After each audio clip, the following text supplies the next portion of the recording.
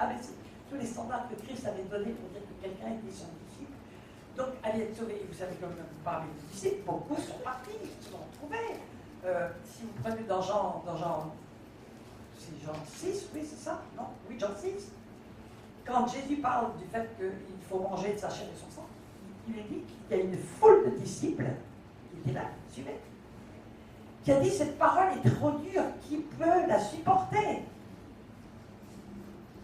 Et Jésus ne leur a pas dit non, restez, attendez, je vais changer mon message, je vais le rendre un petit peu plus, je vais l'arrondir, pour que surtout vous ne partiez pas. Il leur a dit allez. Et il s'est même tourné vers les 12 qui restaient là. Il leur a dit, et vous ne voulez pas aller avec eux?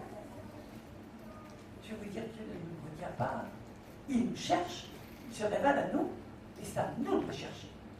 C'est à nous de nous approcher à lui.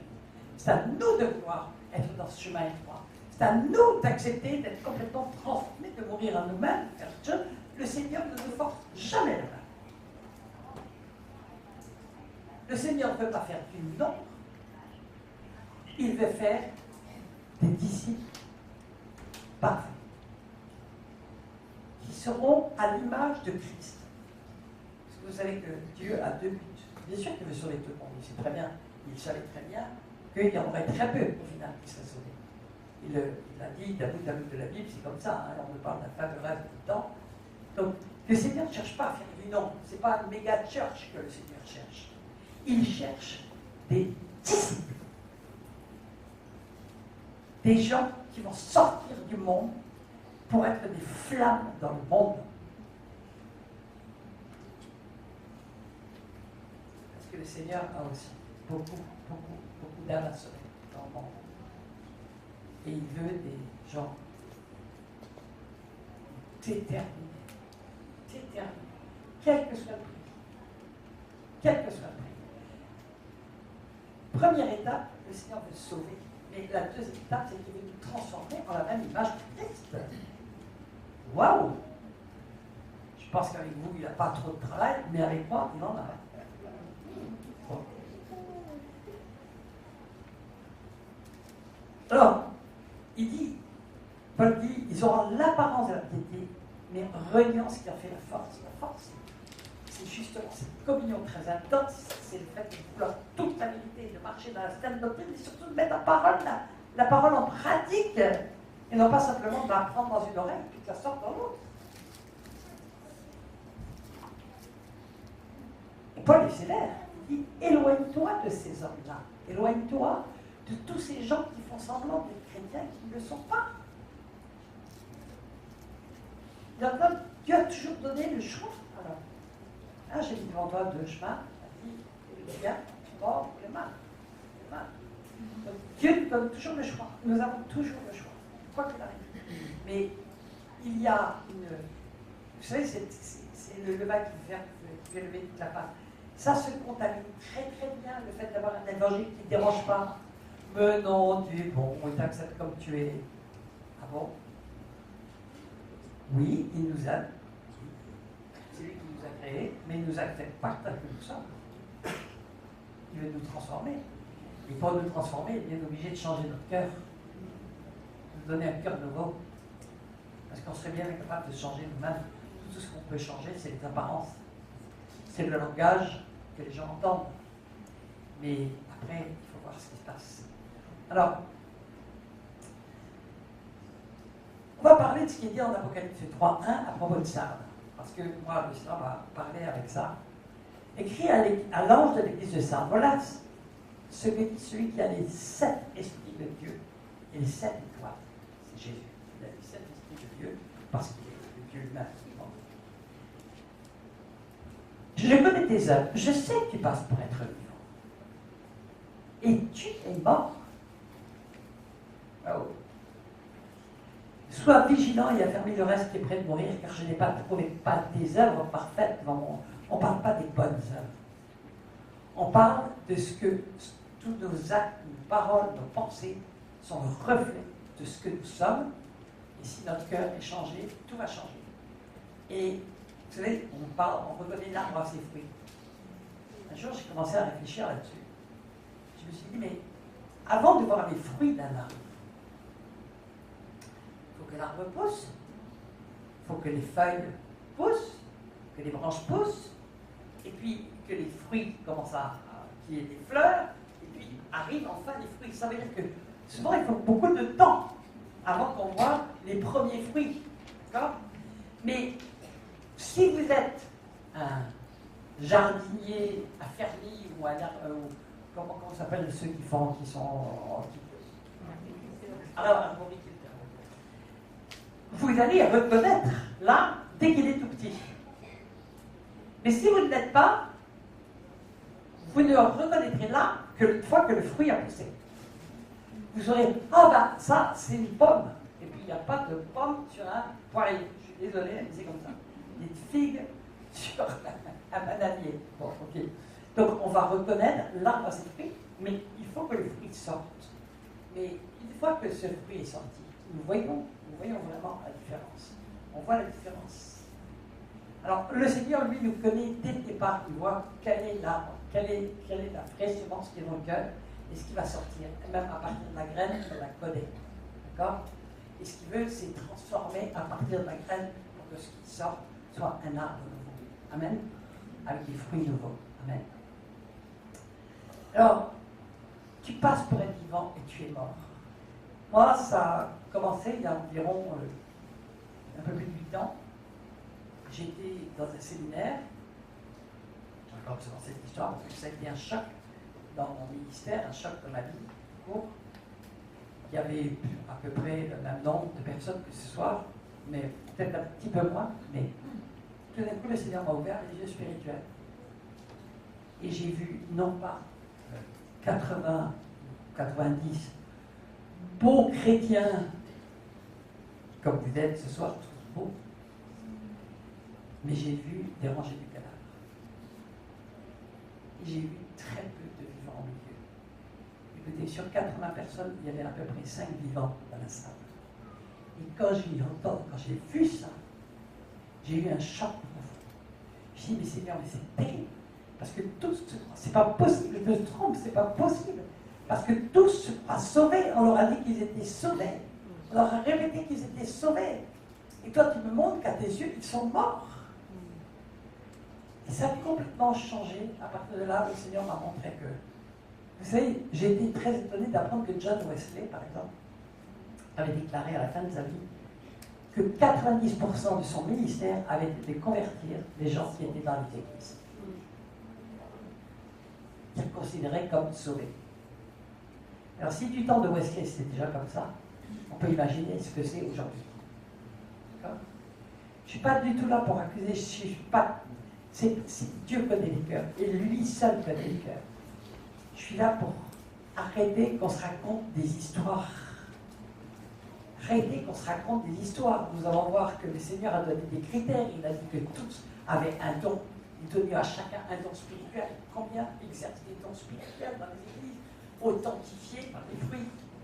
Il a dit que tous ceux qui croiraient en lui feraient un certain nombre de choses. Nous en parlons. Mais où? On ne les voit pas pratiquer.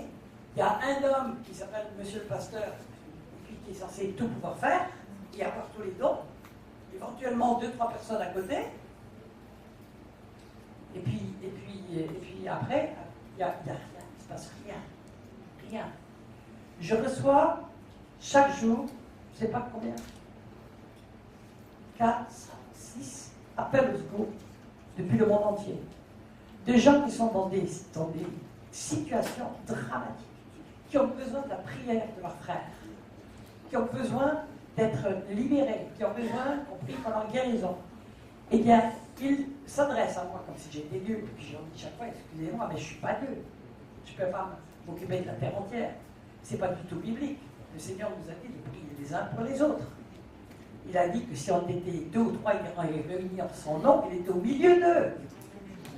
Où est l'Église où les gens ont foi dans la prière, dans ce que Jésus a dit. Dans ce que Jésus a dit. S'il a dit que 2 ou 3 réunis en son nom, il était au milieu d'eux, il est là. S'il est là, la puissance de Dieu est là, tout entière.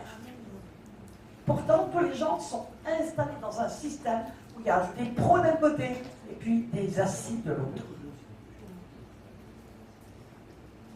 C'est pas des disciples. C'est pas des disciples. Tiens, Jean-Marc. Bonjour. Tiens, il y a quelques pasteurs qui se promènent. Voilà, tout le monde me connaît maintenant. Chaque fois qu'il vient à la maison, on est obligé d'élever les lados. C'est un peu long. Alléluia. Vous savez, on va parler de l'Église ces derniers temps. D'une manière générale, je ne parle d'aucune dénomination. Et des églises qui nous sont décrites dans la Bible. En Apocalypse 18:4, il est écrit, et il est parlé de la grande prostituée des derniers temps. Et il y a un appel de Dieu, sortez d'elle, mon peuple, afin que vous n'ayez point part à ces fléaux, et afin que vous ne participiez pas à ces péchés. Nous sommes dans un temps où le Seigneur va appeler ceux qui lui appartiennent hors du système ecclésial tel qu'il est un peu trop pratiqué aujourd'hui. Je ne parle pas d'une église ou d'une autre. Je parle d'un système qui existe, dans lequel on croit qu'une église, c'est un bâtiment de pierre avec un pasteur à la tête et qu'il est payé pour faire le boulot. Oui ou non? Ça. Alors vous allez trouver ça dans la Bible. Parce que moi, la seule église que je connais de la Bible qui a été une église de pierre, elle a duré juste 10 jours. C'était la chambre haute. Ils étaient 120. Et au bout de 10 jours, quand ils sont sortis, ils étaient tous tellement imprégnés de l'esprit que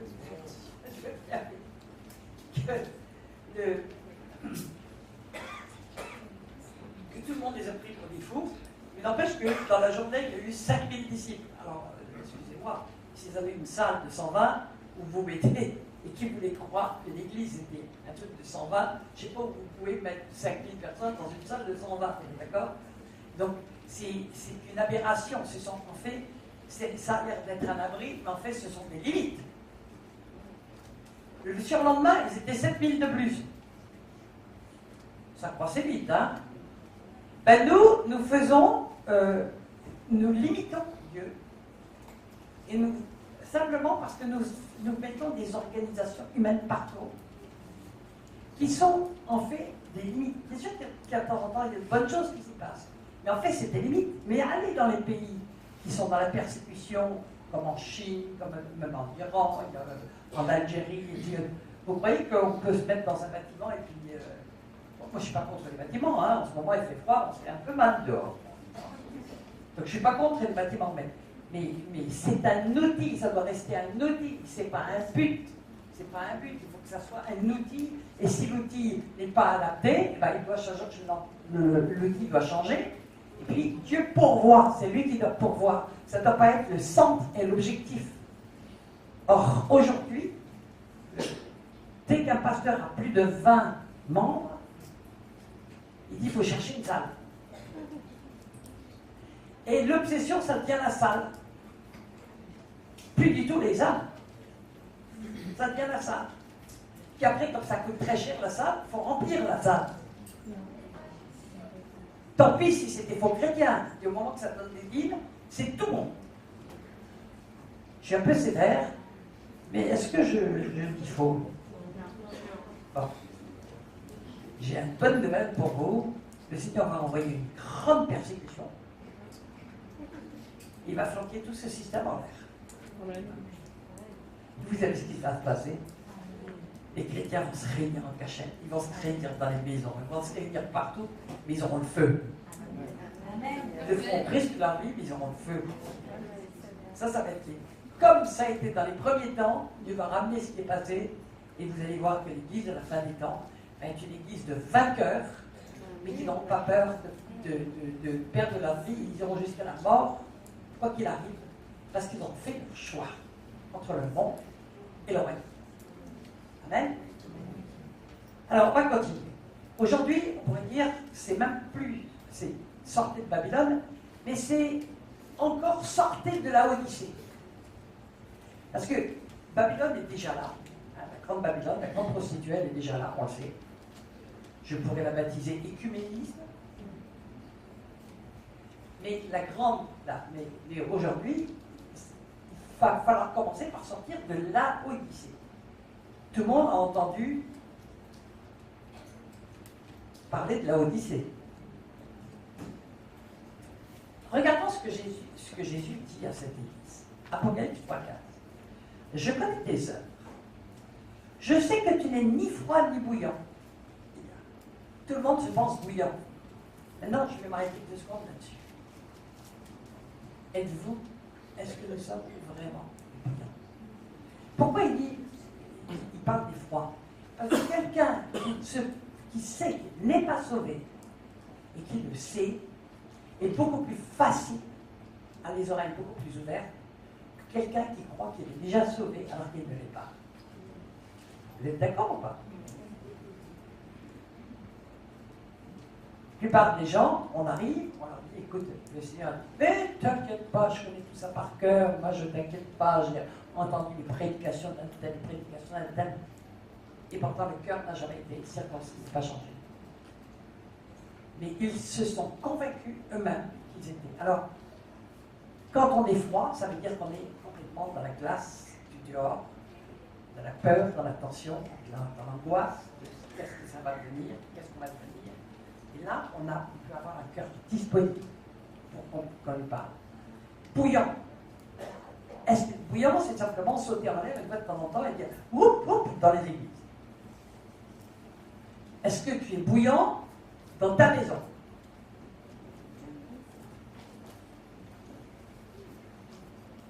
Est-ce que tu es bouillant au milieu de tes amis? Tu bouillonnes tellement tu as envie qu'ils soient sauvés. Tellement tu as envie de parler de Christ. Est-ce que tu es bouillant dans ton travail? Ou est-ce que tu dis, si jamais mon chef sait que je suis chrétien, je vais être viré vite fait? Ah oui, parce que l'oppression de Pharaon, là, actuellement, il est partout. Vous avez vu que ça devient de plus en plus lourd et pesant. On voit des cas où, simplement parce que quelqu'un a mis une petite, je pense à cette maîtresse d'école, je ne sais pas quoi, au professeur, qui avait osé mettre un verset biblique sur un calendrier et qui a été viré de son poste. Pas le droit d'afficher même sa couleur. Tout ça, c'est l'œuvre de Satan. Ok? Donc, bouillant, ça veut dire qu'on bouillonne. On bouillonne pour Christ. On a la feu de Dieu en nous. Et quand Dieu a dit, je fais de mes serviteurs des flammes de feu. Est-ce qu'on est des flammes de feu? Moi, je vais vous parler de ce que Dieu dit de nous. Si nous sommes chrétiens, est-ce qu'on est des flammes de feu? Est-ce qu'on est bouillant? On ne peut pas jouer à cache-cache avec Dieu. On peut jouer à cache-cache avec les autres, mais pas avec Dieu. Et c'est après tout, c'est notre éternité dont on est en train de parler. Alors on va continuer. Ainsi, parce que tu es tiède et que tu n'es ni froid ni bouillant, je te vomirai de ma bouche. Qu'est-ce qu'on vomit? Ce qu'on aime. Ce qui nous donne la nausée. Donc c'est une église qui donne la nausée à Dieu. Mais il veut quand même, parce qu'il est bon, il va encore en arracher. Et nous allons continuer. Et il explique. Parce que tu es tiède et que tu n'es ni froid ni bouillant, je te vomirai de ma bouche. Parce que tu dis, je suis riche, je suis enrichi, je me suis enrichi, je n'ai besoin de rien. C'est-à-dire que c'est une église qui vit dans l'illusion. La Odyssée, c'est l'église qui vit dans l'illusion. L'illusion qu'elle est sauvée, c'est une méga church qui doit contenir peut-être 3 ou 4 millions de personnes, voire plus, mais qui croit qu'elle est sauvée, qu'elle vit comme ça, et qui ne voit pas la vérité, qui ne veut surtout pas la connaître. Et parce que tu ne sais pas que tu es malheureux, misérable, pauvre, aveugle et nu. Je te conseille d'acheter de moi de l'or éprouvé par le feu. Le salut est gratuit, mais la sanctification coûte très cher. Or, sans la sanctification, nul ne verra le Seigneur. La sanctification, ça consiste vraiment à laisser notre moi mourir jour après jour pour que seul Dieu puisse agir dans notre vie. C'est pas facile du tout. Et puis ça va nous conduire, évidemment, pas d'un coup, progressivement à... Ça va sanctifier tout et ça va commencer par nos pensées. Je vais en parler. Parce que le Seigneur va beaucoup travailler avec ça. Parce que nous ne voyons pas les pensées des autres, mais Dieu voit toutes les pensées. Je te conseille, ça coûte pas de l'argent, ça coûte soi-même. Offrez-vous vous-même comme un sacrifice parfait. Offrez tous vos membres comme un sacrifice parfait. Ça, c'est ce qui coûte. Afin que tu deviennes riche. Donc, tu veux être riche, vraiment riche, il achète de l'or. L'or, vous savez que l'or doit passer par un feu très blanc pour pouvoir être de l'or pur. Et que toutes les scories s'en aillent. Aïe, aïe, aïe, Seigneur! Non, non, je ne veux pas de ta flamme de feu! Je veux pas passer par le feu! Aïe! 1800 degrés! Non, Seigneur, je ne veux pas y passer, je veux autre chose. Et puis, on veut esquiver, bien sûr, les épreuves, parce qu'on n'a pas envie de les passer. Et pourtant, Dieu veut nous transformer en or pur. C'est-à-dire, l'or pur représente tout simplement la sanctification. Et des vêtements éprouvés, et des vêtements blancs, afin que tu sois vêtu et que la honte de ta nudité ne paraisse pas. Alors, les vêtements blancs dans la Bible, dans l'Apocalypse, il est écrit que c'est, bien sûr, ça représente aussi la sanctification, mais ça représente, il est écrit, les œuvres justes des saints. C'est-à-dire que c'est ce que ce sont les œuvres qui sont préparées d'avance par Dieu, dans lesquelles nous allons rentrer. Et ces œuvres-là, ce n'est pas nous qui les faisons, c'est Dieu qui les accomplit. C'est écrit. Il nous donne la force de faire des choses qui nous dépassent complètement et qui nous rend complètement faux. Il peut nous faire faire comme Moïse, qui a ouvert la mer, etc. Je veux dire, il fait faire des choses extravagantes. Et ça va dépendre uniquement de notre foi. Et donc, quand on parle des vêtements blancs, je veux dire, toutes les œuvres que nous faisons par notre bonne volonté ou par notre chair, ça ne vaut rien. Ça s'appelle des œuvres vaines. C'est celles qui nous glorifient, nous. Mais les œuvres qui glorifient Dieu, ce sont celles que Dieu fait à travers nous. J'ai toujours été très frappé en lisant l'Évangile, parce que les gens, quand Jésus, donc en tant qu'homme, était sur terre, les gens rendaient gloire à Dieu, jamais à Jésus, homme. Ils rendaient gloire à Dieu, parce que Jésus savait tout ce qu'il faisait. Les gens savaient immédiatement que ça venait de Dieu. Nous voyons, par exemple, à un moment donné, par exemple, Nicodème, qui arrive de nuit, et puis qui rentre comme ça, parce qu'il ne veut pas être trop vite des confrères quand même, pour ne pas être rejeté de la très digne caste des pharisiens, qui était celle qui dominait sur le pays, et il arrive, et il dit quelque chose qui m'a frappé, c'est un jour Jules qui m'a fait remarquer, et ça m'a marqué, c'est à tel point que j'en ai fait un article, et il dit, les pharisiens, il dit, nous savons. Nous savons. Donc, il est chef des pharisiens, nous savons. Ça veut dire, nous les pharisiens, nous savons. Nous savons que tu es un docteur venu de Dieu, car sinon tu ne pourrais pas faire les miracles que tu fais. Donc les œuvres de Christ montraient qu'elles venaient d'en haut. Et le Seigneur nous a dit que nous devons rentrer dans les œuvres préparées d'avance pour nous. Donc ces œuvres doivent témoigner que c'est Dieu qui les accomplit à travers nous et que nous ne pouvons pas les faire. Sinon, la gloire va être sur nous et non pas sur Dieu. Oh, on dira gloire à Dieu, gloire à Dieu, gloire à Dieu toutes les 2 minutes, mais tout le monde dira, oh là là, t'as vu telle personne, elle fait ça, ouais, et puis la gloire est sur nous. Ce n'est pas des œuvres préparées d'avance par Dieu, parce que les œuvres préparées d'avance par Dieu viennent automatiquement de Dieu. Je vous raconte une petite histoire qui m'est arrivée il y a 3 jours, parce que le Seigneur m'a fait passer des grandes épreuves et ça a boosté ma foi. Je croyais que j'avais solide, mais c'est jamais assez pour Dieu. Et là, j'ai sorti une grande épreuve et j'ai senti que ma foi avait monté d'un cran. Ce que Dieu m'a dit, ben, je t'ai fait vivre ce que Job a vécu, c'est pour augmenter ta foi et ta connaissance de moi, mais tu n'as pas failli. Donc je t'en mets une dose de plus. Et là, c'était soir, c'était la semaine, je sais pas, il y a 15 jours, je crois, 10 jours, on a annoncé une grosse tempête sur le nord de la France, en Normandie. Et notamment, normalement, on était en plein toute la tempête toute la nuit. Et la tempête a commencé à souffler, il y en avait eu déjà 15 jours plus tôt, qui m'avait enlevé quelques tuiles, et ça m'avait pas beaucoup. Et donc, la tempête a commencé à souffler, et là, je me suis sentie bouger. Non, ça suffit. Maintenant, ça suffit. Toi, la tempête. Et j'ai commencé à parler à la tempête. Je me suis souvenu que Jésus avait parlé à la tempête. Et j'ai dit, après tout, je suis son disciple. Mais ça m'a pris comme ça, et je savais très bien que c'était le Saint-Esprit qui faisait faire ça. J'avais une autorité pas possible. J'ai commencé à parler à la tempête. J'ai dit, toi, au nom de Jésus, je t'ordonne d'arrêter tout de suite. Vous n'allez ailleurs.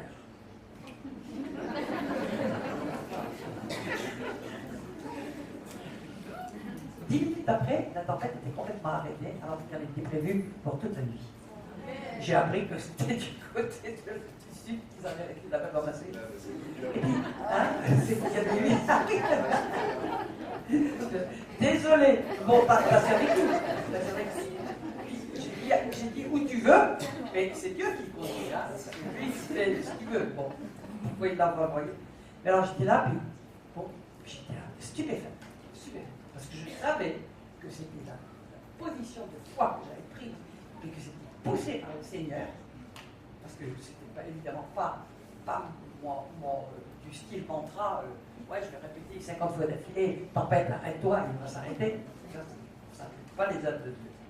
Et je savais, j'ai senti l'esprit qui me poussait à le faire. Elle s'est arrêtée. Puis, 10 minutes comme ça, puis tout d'un coup, il y a une nouvelle rafale qui arrive. Je me suis mis dans une colère. Et je lui ai dit, mais tu as entendu ce que je t'ai dit? Au nom de Jésus, tu t'en vas et tu t'apaises tout de suite.